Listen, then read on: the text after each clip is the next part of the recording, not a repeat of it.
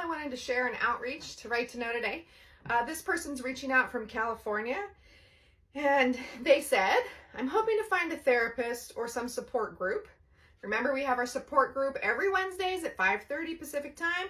Drop on in. You do have to pre-register. You can go to the website, www.righttoknow.us, and you'll find the link to register for Zoom for that. It is a peer-led support group, and it is led by volunteer mental health professionals. So come find us there. You need to talk to somebody right away. Anyway, this person said, I'm hoping to find a therapist in a support group. I made my discovery a week ago after getting my children. Now, we have all heard this one before. DNA test kits for Christmas, right? Now it's that time of the year where people have gotten their tests and they're opening up and realizing, this person says, little did I know I was the one in for a surprise.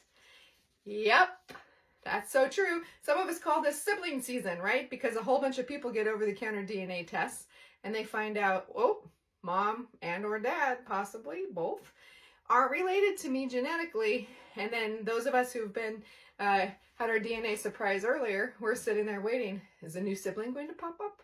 Never know.